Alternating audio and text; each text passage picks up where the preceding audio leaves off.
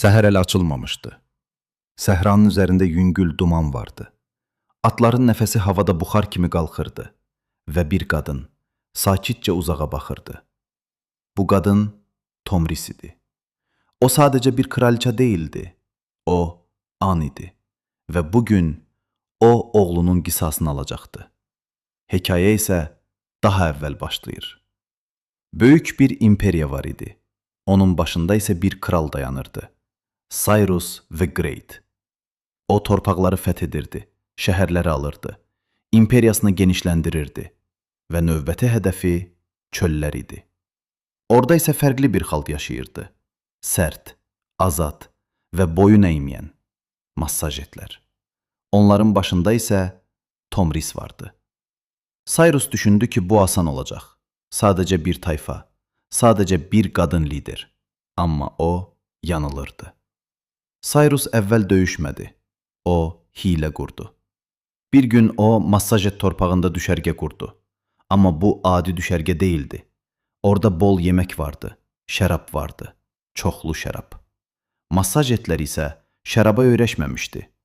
Tomris'in oğlu, gənc və cəsur Spargapis bu düşərgəni gördü. Onlar hücum etdilər. Asan qələbə kimi görünürdü. Düşərgə boş idi, yemək hazır, şərab bol idi və onlar içdilər, çox içdilər. Sonra hər şey dəyişdi. Cyrus geri qayıtdı, ordusu ilə. Sərxoş döyüşçülər müqavimət göstərə bilmədi. Qırğın başladı. Spargapis əsir düşdü. Tomris'ə xəbər çatdı. Onun oğlu tutulmuşdu. Tomris dərhal xəbər göndərdi. Onu qaytar, yoxsa səni qanla doyuracam. Bu xəbərdarlıq idi. Cyrus isə buna güldü. Spargapis əsirlikdə ayıldı, nə baş verdiyini anladı və o an özünü öldürdü. Bir ana üçün bundan ağır nə ola bilər? Tomris xəbər aldı. Səhrada külək əsirdi, amma bu dəfə o sakit deyildi. Bu artıq müharibə deyildi, bu qisas idi. Tomris ordusunu topladı. Bu dəfə hiylə yox idi, sadəcə açıq döyüş. Səhər açıldı. İki ordu qarşı-qarşıya. Tomris atının üstündə idi. Gözləri yalnız bir şey axtarırdı.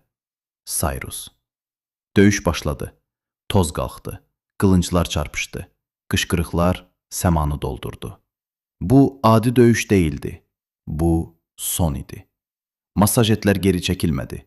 Onlar hər zərbədə daha güclü vururdu. Və sonra Cyrus öldürüldü. Böyük imperator yerə yıxıldı. Amma hekayə burada bitmir. Tomris onun bədənini tapdı. O sakit idi, çox sakit. Sonra bir əmr verdi. Bir qab gətirildi. Qanla dolu bir qab. Tomris Cyrus'un başını kəstirdi və onu o qabın içinə atdı. Sonra dedi, sən qan istəyirdin, indi doyana qədər iç. Bu sadəcə qələbə deyildi. Bu mesaj idi. Heç kim onun xalqına toxunmazdı. Heç kim onun ailəsinə toxunmazdı. Tomris tarixdə sadəcə bir kraliça kimi qalmadı. O qorxuya çevrildi. İndi isə sual sənədir. Bu ədalət idi, yoxsa amansız intiqam? Bəzən tarixdə qəhrəmanla qəddar arasında çox incə bir xətt olur və bəzən o xətti keçənlər əfsanəyə çevrilir.